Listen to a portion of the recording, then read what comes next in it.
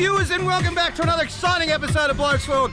This week we find ourselves in the beautiful country of Vietnam. We're here with the people from Lucky Bastard Tours. We're riding dirt bikes up to Dalat and all through the Central Highlands. Welcome to Blokesworld! Yeah!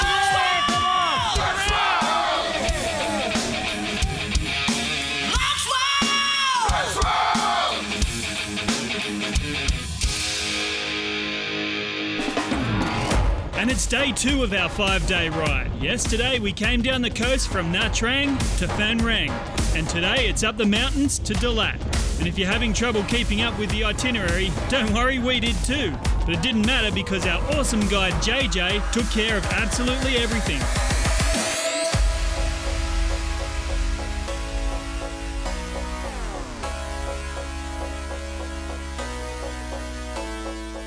Well, back to another day of Blokesworld. It's day 2 on tour in Vietnam with Lucky Bastard Motorcycle Tours. Jam was taking us down to one of the local coffee shops, and the coffee was sensational. I think I had like a vanilla macchiato or something like that, and it was sensational. I don't think I've had a coffee that good, so if you love your coffee, Vietnam's the place to go.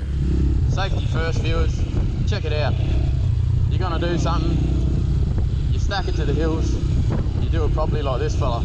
Have a look at him. Yeah, we did a bit of highway just to get out to the off-road sections and stuff. We went a lot of local routes and quite a few railway crossings, and just we turned right down the street, and all these girls were sort of yelling out on the right-hand side. So we sort of pulled up, and they were taking off. But yeah, all the girls, they were just waving and saying hello, and me and Brownie pulled off for a second. Actually, Brownie took off as I was like, yep, here's my chance. They were just ecstatic. Probably don't get to see Westerners that much, I'm guessing. And Brownie's must have smelt it, because he's spun around, done a 180, he's come back. He's on the camera, he's got the camera out, because all the attention's on me and not him for once. It was sensational. Have a nice day. So we kept on making our way out of the city. We were on the road for about 10 Ks. Then we got onto a dirt track. And once we get on the dirt, we might as well just say goodbye to Chris, because we didn't see him. All I saw was a cloud, and then he was gone. And the rest of us just putting down there. And that's the great thing about riding with these boys is, there'll be a moment thinking to yourself, man, I'm killing it today. Geez, I'm on the gas. And then Warwick just goes past you like you're standing still. I'd been riding for probably 20 minutes, and then all of a sudden I sort of looked back in the behind my shoulder and in the rear vision mirror, and everyone's sort of gone. Everyone's just vanished, like they've turned off somewhere, or yeah, I don't know. And so I started going slow. I kicked it down to second gear, and geez, I better pull up here somewhere. I'll find a bit of shade and just pull up. Well, let me refresh your memory, Chris. Here's what you actually did.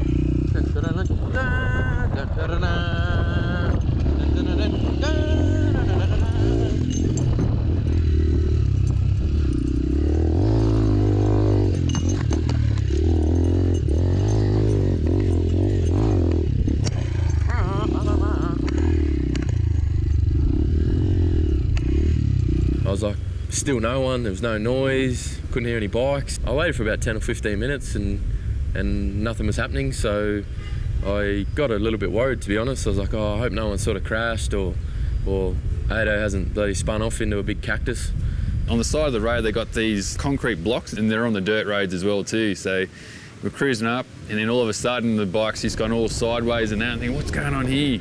I thought at first Chris Warwick was buggerising around with me, but I realised he was ahead of me, and then the back end's gone out one way and then the other. Kind of, when it went to straighten up, it shot me off into these bushes, and the first thing I thought was, I'm going to hit one of these concrete bollard things and it's all over. But yeah, got out of it, and then crabbed my way over to the side and underneath a tree, and 8A stopped. And we were in the middle of nowhere, so we pulled the bike over to the side, and then I noticed that we're right in front of the Vietnamese Special Forces Army base, which was funny because I thought, oh, this is cool. They're going to come out and give us a hand. Nah. And we had to basically sit there and wait for the support vehicle because all the tools, the tubes, the pumps, patch kits, everything were in the van. Thank God we had Chris Warwick turn around, came back, because part of the thing about racing enduro and stuff is they have these specialty tests where you have to actually change tyres and they time you. So that was good. Flat tyre, I knew it. So we all just sat around, because if it wasn't for Chris Warwick, we would have sat there and waited for the NRMA, the Vietnamese version. I think it might have been a pinch flat at first. Thinking far out, but then spun the tyre around and it was a nail, and that kind of like, to me it felt a bit of relief, because I thought if I had a pinch flat, then it's my stupidity because I've slammed into something too hard. But when the nail was in there, I was like, oh yeah, cool. So yeah, he had the back tyre off, the tube out, we were all repaired, good to go. We all had a bit of a giggle, and then was back on the dirt road. And then yeah, we just pinged it along there for ages. I saw a nice little trail off to the side, and there was a lovely view and stuff like that. So I told the boys, yeah, let's pull up here, and it was a nice bit of single track for probably, yeah, I don't know, 5-6K, and it was excellent. I took Brownie down there, and we done a few shots, and yeah, it was just really cool. It was really rocky. It was like real natural eroded sort of little steps and jumps, and it was really rocky. There was some really rocky fields, and I done a pretty crazy step, but Brownie was a little bit too scared. I'm like, follow me, Brownie, follow me, and I sort of threw him in the deep end, because I'd actually went up forward and scouted out a little bit, so I sort of knew what was coming up, and I was like, Brownie, follow me, flat out.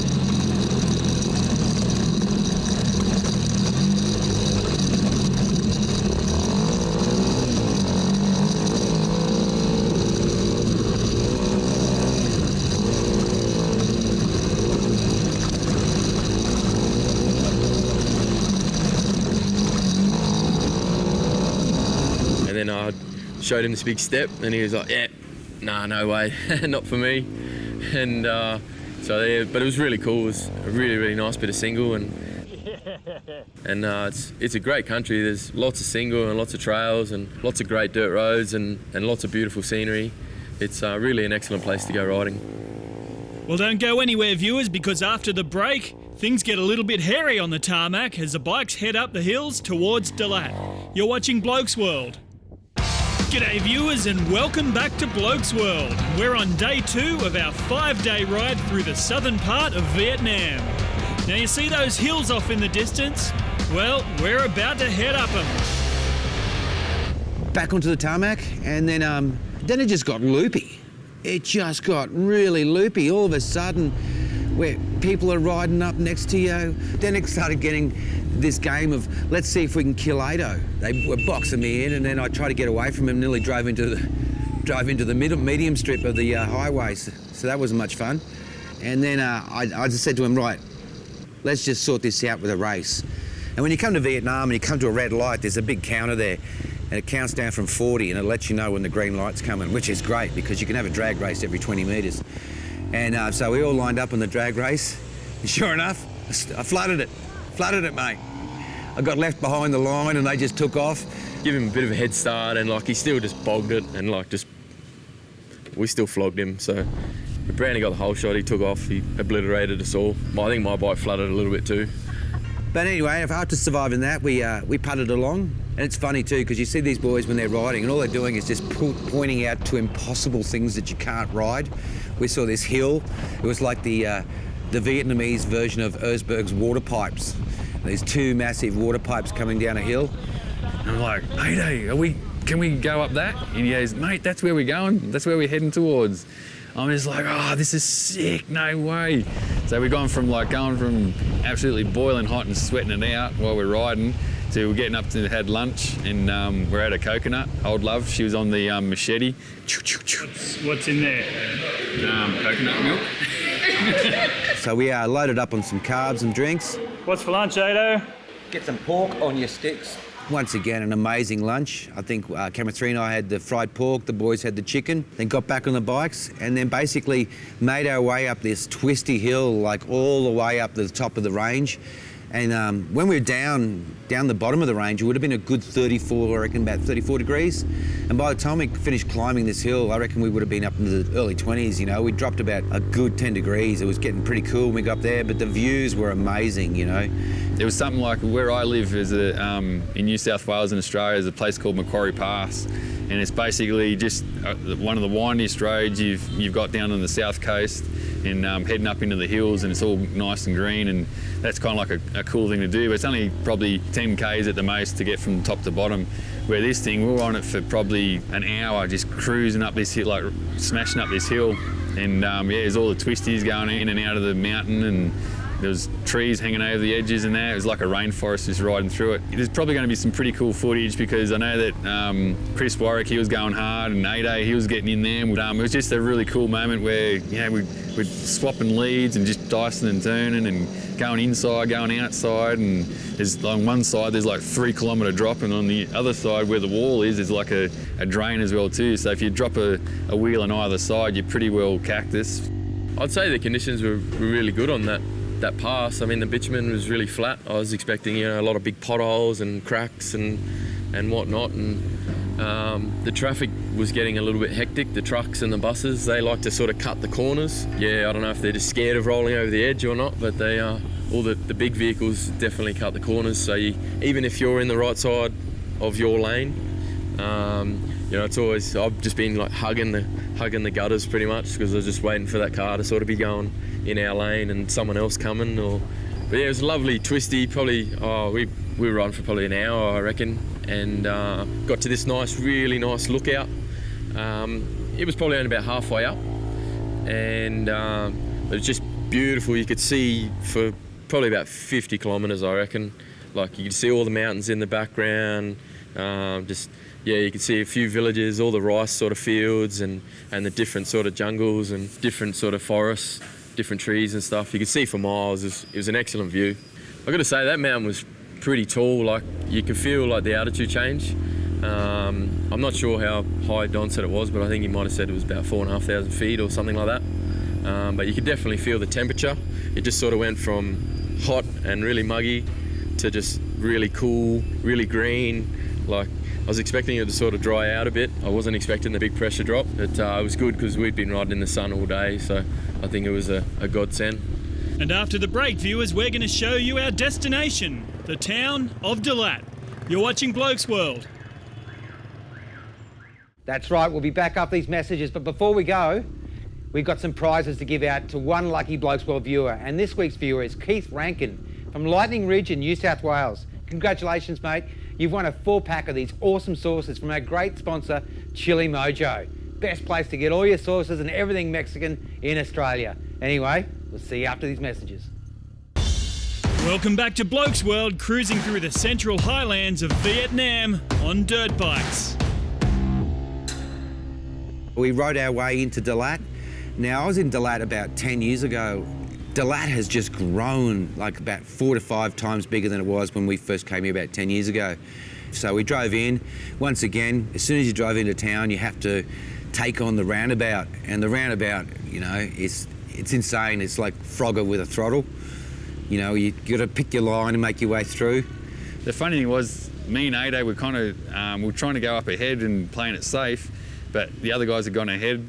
And so I thought, I'll stay behind with A-Day because I know that if we stick together, we've got more of a chance to, if we get lost, then we're not going to be lost and scared. We're going to be lost and end up in a pub or somewhere, and they'll find us eventually. So if I got my wingman with me, it's going to be A-Day.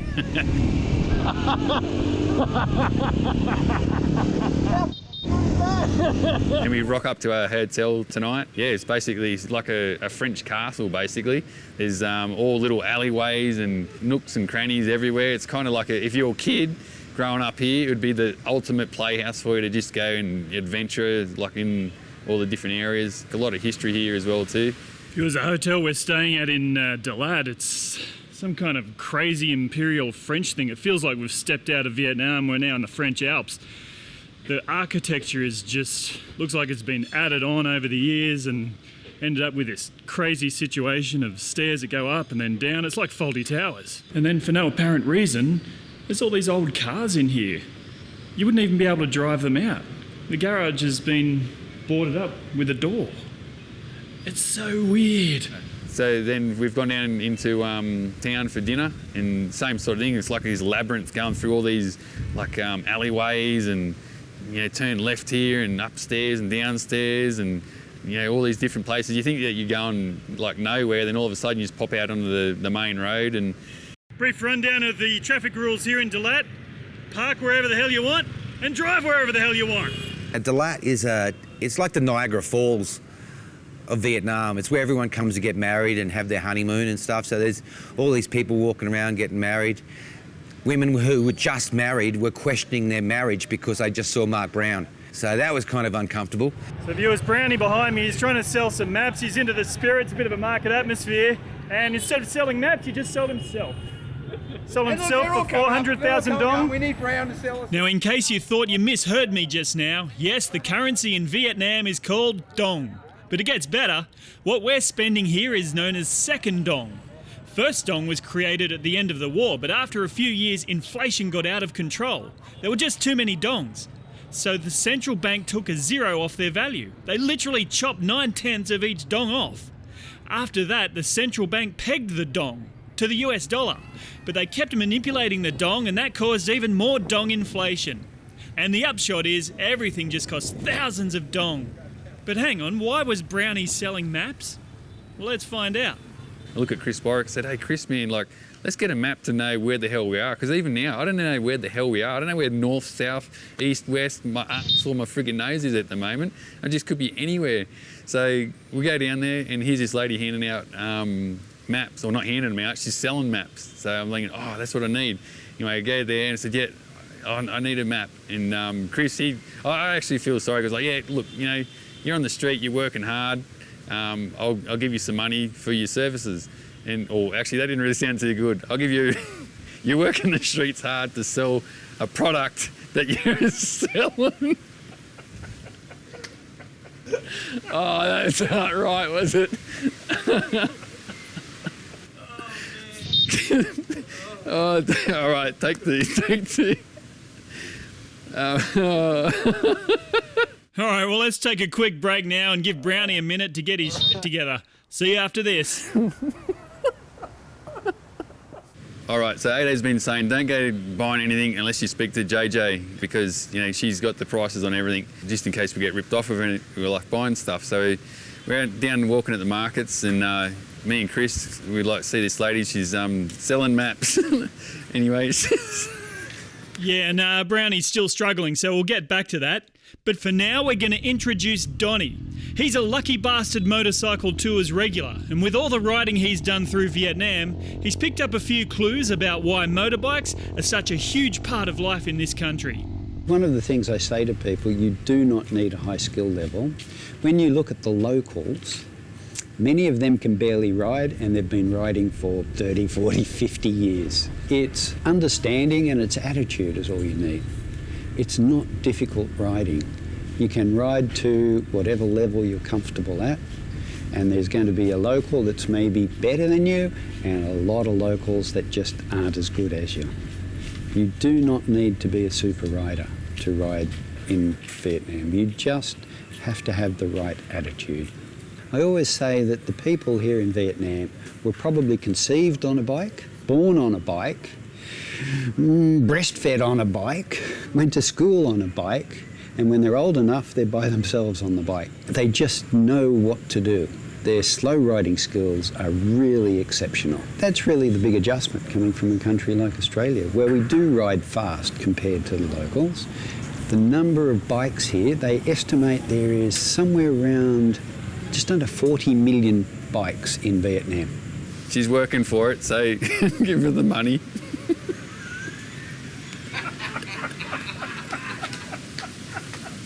So we walked through the actual night markets and made our way down to this massive lake. And they've got these paddle boats down there and they're shaped as swans. And then the idea came up, let's have the first ever Blokesworld Swan Drags, which seemed like such a good idea at the time. So we split up into two teams, Chris Warwick and I versus Brownie and Don Frankenstein. And we went out into the lake and, oh man, we were paddling. And yet camera three's go, no, go further. And I'm like, I cannot give it anymore. It's all I got, Captain. And so we ended up winning the drag race, so that was good. So we came in, I nearly had a stroke, had to sit on the bank of the river for a bit, and then we headed back into the city. Now we've caught back up with Jam Jar, and she's going to show us a restaurant. We're going to have goat, I think. And I'm a big fan of goat. I think it's such an awesome meat. So we go to this restaurant and it was just dish after dish after dish. So the first thing that landed on the table was barbecued goat, which was amazing. And they give you your rice paper rolls and you got to dip the rice paper in there and roll yourself some rice paper rolls. It was really good. Some people were better rolling than others. I was killing it. I was making like 4 paper rolls. And then from there, it just went downhill. The next thing that came on the table were these fish. I don't know, they were like a whitebait meets a sardine. Camera 3 had one bit and said his review was, it tastes like low tide, which I wish he'd said that before I had my first bite. But yeah, I picked up one of these fishes and just bit its head off and started eating. And then when I turned around and saw the locals, they're actually ripping the head off and taking out the bones. And I realised that I'd just done this completely wrong. Not doing a whole lot to build trust with your customers here, Jam Jar. Just have to say. They did it too fast. They did it too fast, Now, viewers, I know you're still wondering about Brownie and his map. Well, here's Chris with the full story. Basically, Brownie got ripped off.